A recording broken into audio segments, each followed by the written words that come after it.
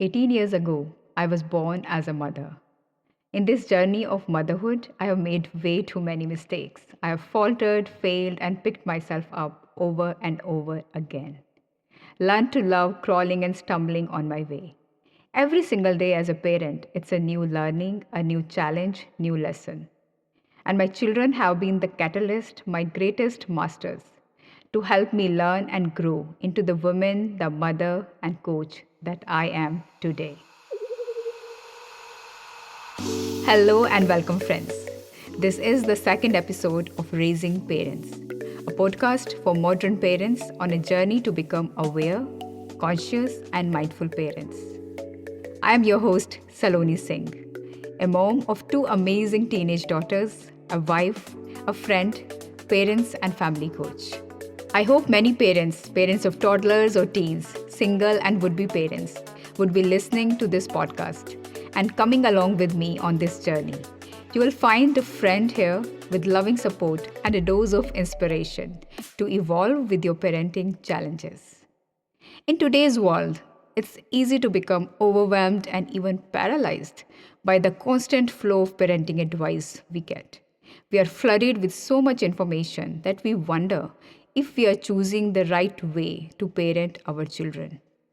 My intention is not to preach or teach or add more information to that bundle of knowledge, but to share my learnings, my love, insights, realizations, and experiences, and of the parents and families that I have worked with as a family coach in last many years. I'm so humbled to share my journey with you, and I would be so grateful for you to subscribe to my podcast. You can join me on Apple, Spotify, Google, or wherever you prefer to listen to your podcast, as I bring to you real-life experiences, stories, anecdotes, and lessons to be the parent you want to be. I would love to hear your feedback, questions about parenting, and any topics you would like me to cover. Please send me your questions at connect@salonisingh.com. And if you like the conversation here, please share this podcast with your family and friends who are parents. And I'm sure they will be happy that you did. So let's dive in. Have you wondered why this podcast isn't called Raising Children or Raising Happy Kids?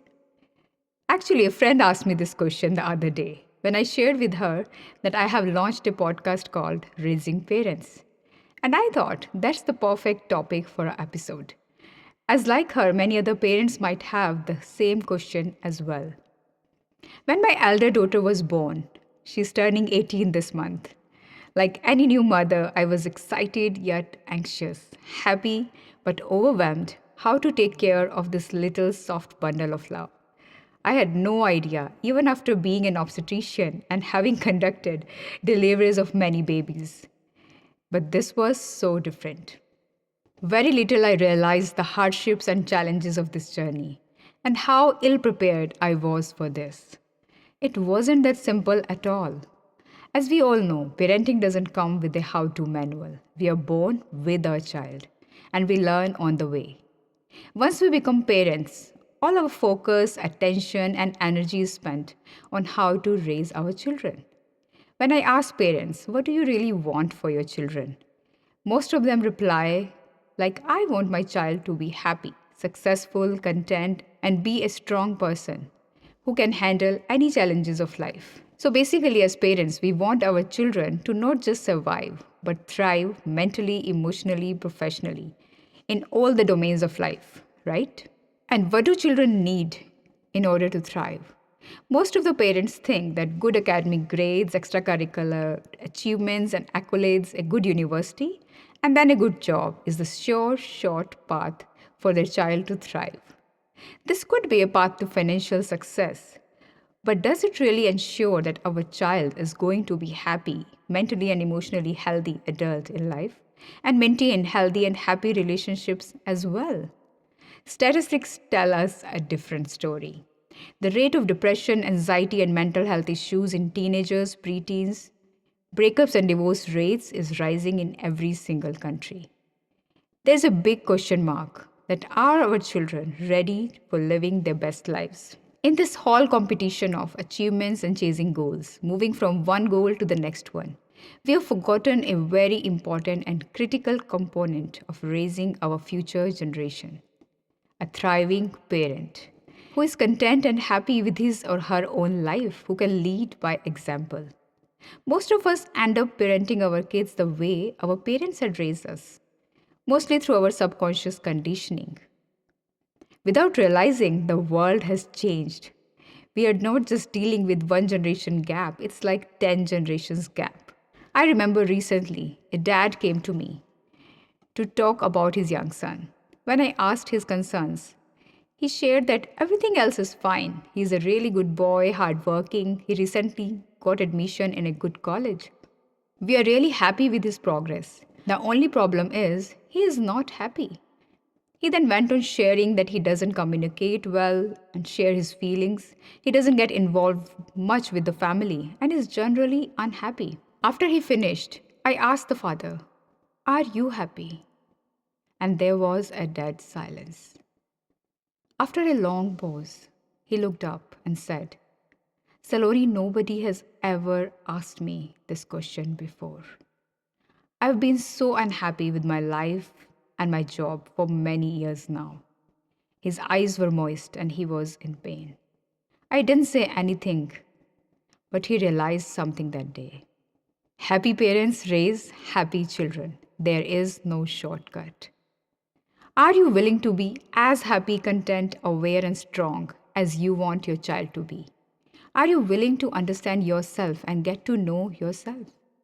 As this journey of parenting is a journey of self-discovery. If you're a new parent and wondering, how do I manage my baby or my toddler with my work, and are frustrated with your teenager's mood swings, mobile addiction, or not able to find yet another way to entertain your toddler in the lockdown, and you're thinking, I get you, Saloni, but I just want the solution to my current problems. Trust me, the answer to these and many other parenting challenges lie in your growth. As we steer our children through life, our own childhood wounds are reopened. Just when our child needs us the most, we become needy ourselves. Many times, as parents, we find that we have unresolved issues from childhood, our basic needs that were not met. Our unmet needs, desires, hurts, and memories influence many of our parenting decisions, even though we are unaware of those influences most of the times. But if we are open and willing, our children ends up guiding us, helping us learn the lessons we really need to learn, helping us connect with ourselves and heal our own wounds. But not until we are aware of this. Parents in modern society are under so much pressure of earning well, creating and maintaining a certain status, providing good education, facilities, and all the comfort to their kids that they've forgotten to take a pause and ask themselves the most important questions of life. Am I happy? Do I feel fulfilled and content in life? Do I feel alive and grateful for this beautiful life? If not 24/7, most of the time, how am I feeling today? When they come home to their children, their only conversations are around whether they have finished their homework, eaten their food, brushed their teeth, and so on. I know parents really want to teach their children good values, importance of relationships, emotional awareness, how to respond to the problems. And many times they read about this and even lecture their kids about all this. But the reality is that your children do not listen to what you say. And I think you already know that if you're a parent. Your children are watching you every moment since they're born.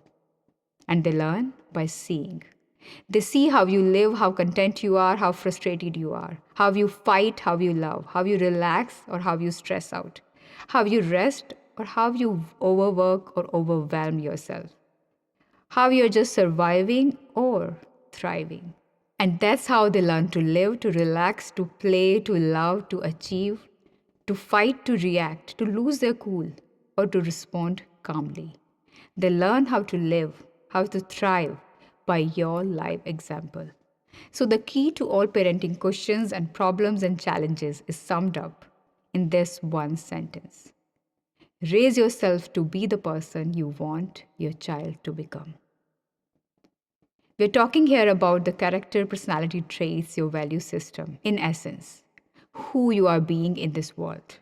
How you behave with your partner, with your parents, your siblings, your employees, vendors, or a poor homeless man begging on the road. Basically, everything you do, they're noticing and getting programmed subconsciously. Who you are as a human being teaches your child about whom they're going to become and how to navigate this world. So, if you want your child to be happy, calm, focused, and be a resilient person, you will need to focus on becoming a happy, resilient, and positive person yourself. And now you're a parent yourself, so nobody else is going to do this. You will have to raise yourself. And that's the only way to help your child as well. To take the focus back from your child and put it first on yourself. And that's why this podcast is about raising us, you, the parent, one day at a time. So, what does raising ourselves mean? It simply means that each of us has to do our own inner work first. Sort out our issues, resentments, hurts, guilt, shame, and more. First and foremost, put our attention on our relationship with ourselves so we don't dump our emotional baggage on our children. Then focus on our important relationships with our partner, our parents, which will not do good on autopilot. We need to nurture these relationships regularly. And if that's happening, we are well on our way to giving our children what they need. We are going to discuss about the emotional, mental, spiritual journey, the process and the tips to a fulfilling and inspiring life in the coming episodes. For now, I would urge you to just ask yourself some important questions. What kind of person do I want my child to become? What qualities I think are important for them to flourish and grow in life? What values do I want my child to imbibe? And you know what I'm going to say now. It's time to imbibe and embody all those things and qualities in you at a deep level. So take a deep, filling breath and fill yourself with love for yourself and your child, and visualize the person you want to become. I would love to end this episode with this beautiful poem, Children Learn What They Live by Dorothy Law. If children live with criticism, they learn to condemn. If children live with fear, they learn to be apprehensive. If children live with pity, they learn to feel sorry for themselves. If children live with ridicule, they learn to feel shy. If children live with jealousy, they learn to feel envy.